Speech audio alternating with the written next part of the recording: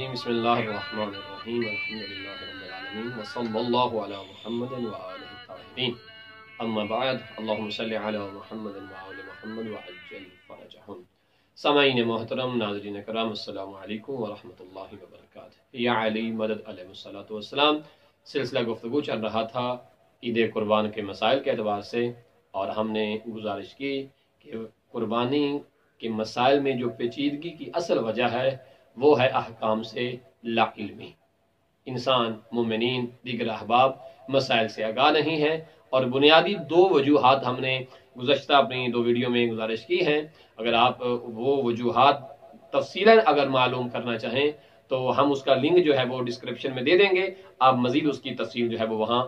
جان سکتے ہیں، لیکن میں اختصار کے طور پہ بیان کر دوں۔ قربانی کے مسائل میں اصل وجہ جو ہے وہ فقہ حنفیہ اور فقہ جعفریہ کے مسائل کا آپس میں مل جانا ہے، اور دوسری اہم وجہ یہ ہے کہ عید قربان والے دن ہم قربانی کرتے ہیں، اس میں یہ نہیں معلوم ہوتا مومنین کو کہ آیا واجب قربانی کے احکام اور شرائط کیا ہیں اور مستحب قربانی کے احکام اور شرائط کیا ہیں۔ یہ بنیادی دو بڑی وجوہات ہیں کہ جن کی بنا پہ یہ سارے مسائل جمع ہو جاتے ہیں اور ہمیں جو ہے وہ صحیح علم نہیں ہوتا۔ اگر ہمیں فقہ کا صحیح علم ہو جائے تو ہماری ملت کا، ہماری قوم کا، فقہ جعفری کا ہر فرد قربانی کا ایک عظیم ثواب چونکہ روایات میں وارد ہوا ہے وہ عظیم ثواب حاصل کر سکتا ہے۔ آج جس اعتبار سے گفتگو کرنی ہے کہ آیا جن جانوروں کی ہم نے قربانی کرنی ہے وہ جانور کون کون سے ہیں، معروف جانور کون کون سے ہیں اور غیر معروف جانور کون کون سے ہیں۔ ہمارے معاشرے میں جو قربانی کی جاتی ہے، مثلا گائے کی قربانی کی جاتی ہے، دمبے کی جو ہے وہ قربانی کی جاتی ہے، اور بکرے کی قربانی جو ہے وہ کی جاتی ہے۔ ہمارے معاشرے میں بھینس کی قربانی نہیں کی جا سکتی، جبکہ فقہ جعفریہ کے اعتبار سے ممانعت نہیں ہے اگر بھینس کی بھی قربانی کی جائے۔ بھینس حلال جانور ہے، صحت مند جانور ہے، اگر اس کی بھی قربانی کی جائے تو کوئی شرعی اشکال نہیں ہے، لیکن ہمارے ہاں معروف نہیں۔ اب جب لوگوں کو پتا چلا ہے کہ بھینس کی قربانی ہو سکتی ہے تو کچھ نادان لوگ متعجب ہیں، وہ بڑے عجیب و غریب نگاہوں سے علماء کو دیکھتے ہیں یا بتانے والے بیچارے کو دیکھتے ہیں کہ بھلا بھینس کی بھی کوئی قربانی ہوتی ہے، بھلا بکری کی بھی کوئی قربانی ہوتی ہے۔ کیوں کہ ہمارے آباء و اجداد نے تو یہ قربانیاں کی نہیں، تو انہیں یہ معلوم نہیں۔ اصل وجہ یہ ہے کہ فقہ جعفریہ کے علم کو ہم تک جو ہے وہ پہنچایا نہیں گیا، یا ہماری پہنچ سے وہ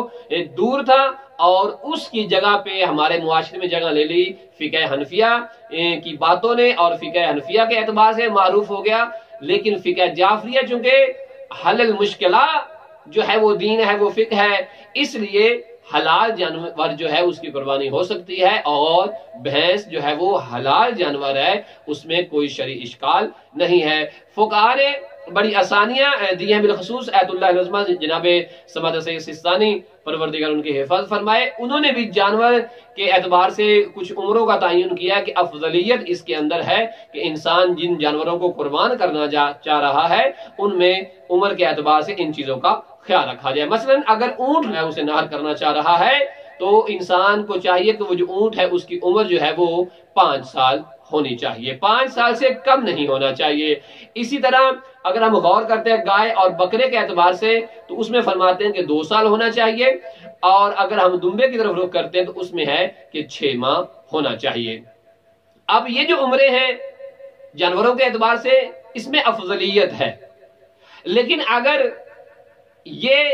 خیال نہ رکھا جائے یا ایسا کوئی جانور ہمیں نہیں ملتا تو اسی مسئلے میں چونکہ ایت اللہ العظمہ سید سستانی اتنے احتیاط لازم کا ذکر کیا ہے، اور اس کا مطلب یہ ہوتا ہے کہ اگر یہ مل جائے تو بہتر ہے، نہیں تو اسی مسئلے میں آپ جناب ایت اللہ وحید خرسانی پروردگار ان کی حفاظت فرمائے ان کے فتوے پہ بھی عمل کیا جا سکتا ہے اس مسئلے کے اندر کہ اگر اس سے کم عمر یا زیادہ عمر والا جانور مل جاتا ہے تو کوئی شرعی اشکال نہیں ہے۔ یہ تمام چیزیں اس لیے بیان کی گئی ہیں تاکہ یہ جو قربانی کا ایک مستحب عمل ہے اور بہترین مستحب عمل ہے جس کا بہت زیادہ اجر و ثواب روایات میں وارد ہوا ہے، تاکہ اسے مستحسن طریقے سے انجام دیا جا سکے۔ اور وہ سوال یہ تھا کہ آیا عیبدار جانور کی قربانی ہو سکتی ہے، کیونکہ مومنین ہم سے واٹس ایپ کے اوپر، فیس بک اور دیگر جو رابطے کے ذرائع ہیں ان کے ذریعے سے جو ہے وہ سوالات پوچھتے رہتے ہیں، بالخصوص یہ جدید مسائل جو ہیں ان کے اعتبار سے مومنین رابطہ کرتے ہیں۔ تو میں تمام مومنین کو آگاہ کر دینا چاہتا ہوں کہ یاد رہے